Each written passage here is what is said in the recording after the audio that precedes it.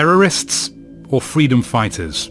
Legitimate resistance or murderous extremism? Armed Palestinian groups and the polarised language used to describe them have existed for as long as Palestine has been occupied.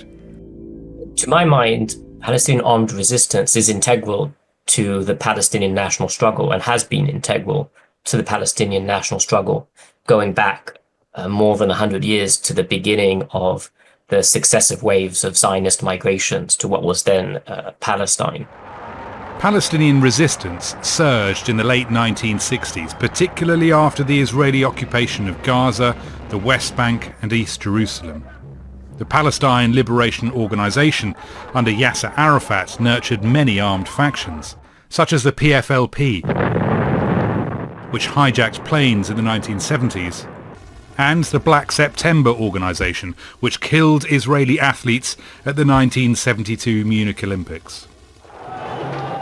And when the First Intifada started in 1987, and the stones of Palestinian youths were met with Israeli bullets, a new generation of groups emerged.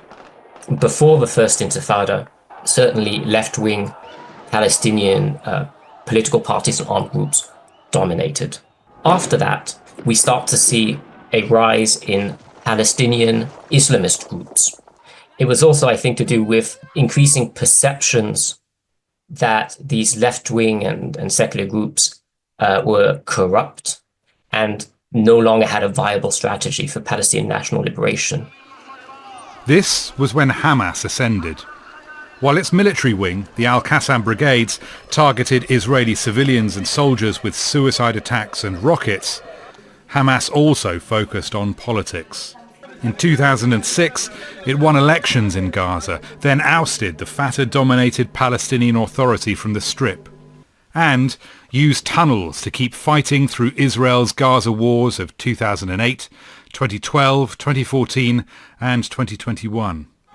But Hamas methods have always stirred debate about the legality of armed resistance and how it should be conducted.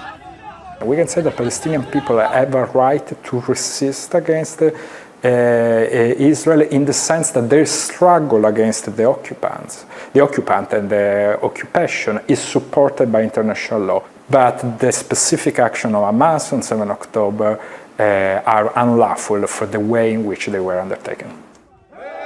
But as ever, the appeal of such groups rises with increased Israeli oppression and when Palestinian hopes for sovereignty fall. Rory, Challands, Al Jazeera. Make sure to subscribe to our channel to get the latest news from Al Jazeera.